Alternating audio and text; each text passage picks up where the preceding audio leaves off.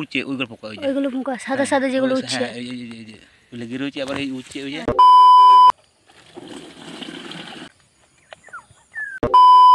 এরকম অবস্থা ধান ভুঁইয়ের, কিছুই থাকবে না, আগরা।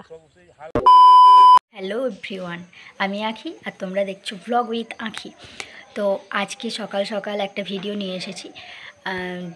আগের দিনের ভিডিওতে তোমরা দেখতেই পেয়েছো যে বাবার একটা অ্যাক্সিডেন্ট হয়েছিল, আর সেটা কিভাবে হয়েছিল, কী সমস্যা, সেটা বাবা নিজেই বলেছে।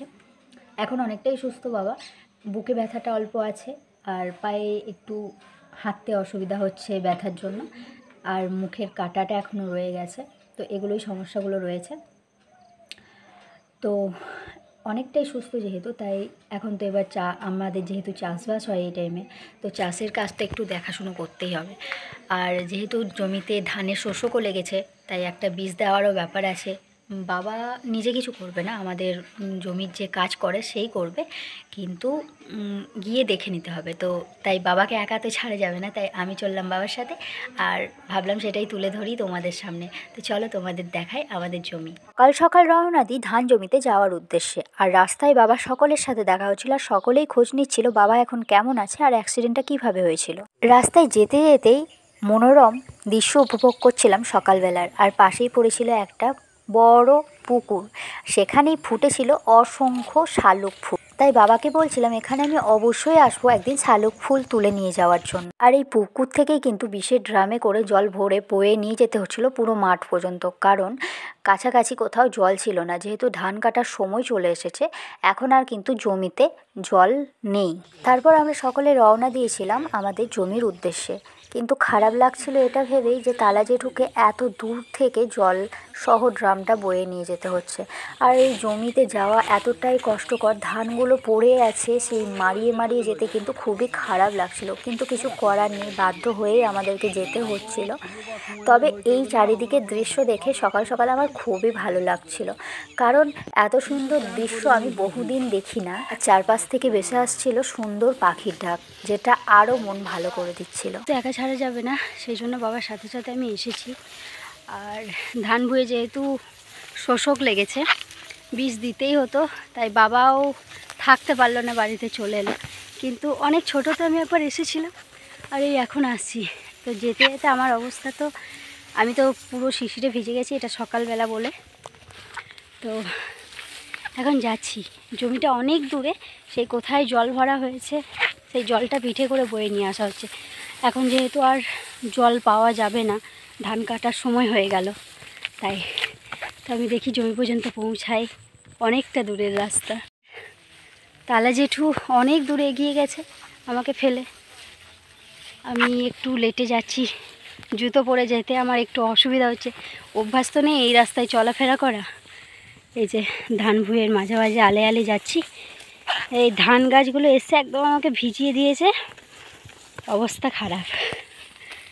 আমরা আমাদের জমিতে পৌঁছে গেছি, আর বাবা এদিকে মেশিনটাকে রেডি করে দিচ্ছে বীজটা দেওয়ার জন্য। এটা কাঁটা বেশি আছে, একেই দিতে হবে, ওইটা তো অত কাঁটা নাইলে। এলাম ধরো। আর কোনটা বাবা? এটার পর আচ্ছা ওইদিকে তুই চলে যা, তার সঙ্গে ওষুধ দিকে চলে যা। আমাদের এই জমিটা অনেকটাই বড়, কারণ আমি শেষ মাথায় দাঁড়িয়ে আছি, আর ওইদিকে তালা জেঠু ওখান থেকে শুরু করেছে বীজ দিতে। বাবা এদিকে এগিয়ে চললো সামনের দিকে, কারণ আরও একটা জমি আছে একটু দূরেই, সেটাই দেখতে যাচ্ছে সেখানে কোনো বিষের প্রয়োজন আছে কিনা। আর আমি এখানে তালা জেঠুকে হেল্প করার জন্য রয়ে গেছি। ওই যে সামনে দূরে একটা ঝোপ দেখা যাচ্ছে, আমরা এখন ওখানেই যাব। ওই যে ঝোপটা দেখালাম, ওখানেই পুকুর আছে। ড্রামের জল শেষ হয়ে গেছে আমাদের, আবার জল নিতে চললাম তালা জেঠু আর আমি। আর বাবা ওই দূরে আর একটা মাঠ আছে, ওটাতে সম্ভবত বীজ দিতে হবে না, ধানটাও পেকে গেছে, তো ওটাই একবার চেক করতে গেল।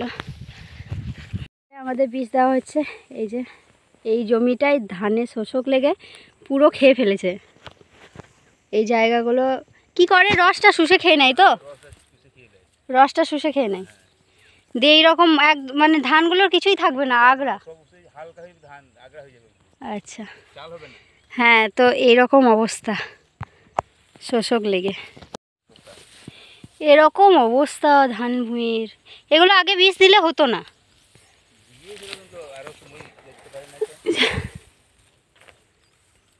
আরও আগে দিতে হতো। এই সাদা এই উঠছে ওইগুলো পোকা ওই যে ওইগুলো পোকা সাদা সাদা যেগুলো ওই- উঠছে। হ্যাঁ এই যে লেগে রয়েছে আবার এই উঠছে ওই যে আচ্ছা, এই উড়ে বেড়াচ্ছে এগুলো সাদা সাদা। অনেক লেগেছে, এই জমিটায় পুরো লেগে গেছে।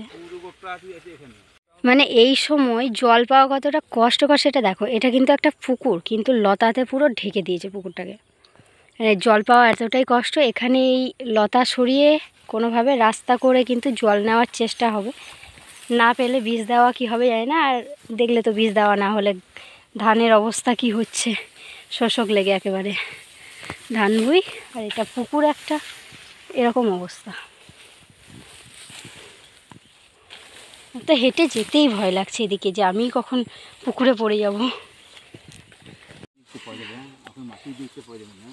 হ্যাঁ, এইভাবে ছিঁড়ে ছিঁড়ে রাস্তা করতে হবে। কেউ ব্যবহার করে না না পুকুরটা।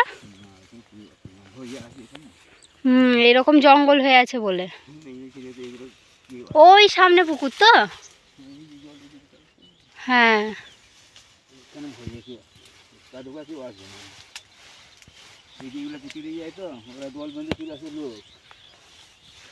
দিয়ে কেটে নিয়ে যায়। এই তুমি আমার জুতোটা নাও।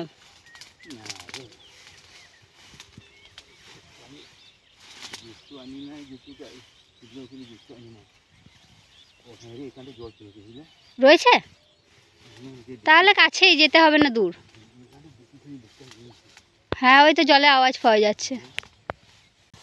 জল পাওয়া যাচ্ছে না, কিছু না, কত কষ্ট।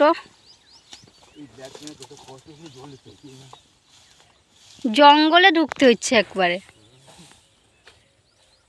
তো পুকুরের সামনেটা তো দেখলেই একেবারে জঙ্গল ছিল। তবে আমরা একটু পিছনের দিকে সরে আসার পর এই দিকটা অনেকটাই ফাঁকা ছিল দেখলাম, তাই একটু সাইড করতেই যাওয়া সম্ভব হলো ভিতরে। এবার এখান থেকেই কিন্তু জল বয়ে নিয়ে যেতে হবে বেশ কয়েকবার। তবে প্রথম যেখান থেকে আনলাম সেখানের থেকে অনেকটাই কাছে। এই যে ওই মাথা থেকে একবার এই মাথায় চলে এসেছে, ওই পাকা ভুঁইটার পরের থেকে কাঁচাটা আমাদের, আবার এইদিকে ওই শেষ মাথা পর্যন্ত চলছে। টোটাল 4 ড্রাম বিষ সেখানে দেওয়া হলো। আর জল আনতে যাচ্ছিলাম ওই দূরে যে গাছগুলো দেখা যাচ্ছে ওখানটায়। অনেকটা জল এনে দূর থেকে বিষগুলো দেওয়া হলো। এখন আর মাঠে শুকিয়ে গেছে, জমিতে জল আর নেই, যেহেতু ধান কাটার সময় হয়ে গেছে। অঘ্রাণ মাস একটা জমিতেই বিষ দিতে হলো, দ্বিতীয়টাতে কিন্তু দিতে হয়নি। বাবা চেক করে দেখলো সবই ঠিক আছে, তাই আমরা আবার ফিরে চললাম বাড়ি। আজকের মতো ভিডিওটা এখানেই শেষ করছি। বাই, ভালো থেকো সকলে, আর সাবস্ক্রাইব করো।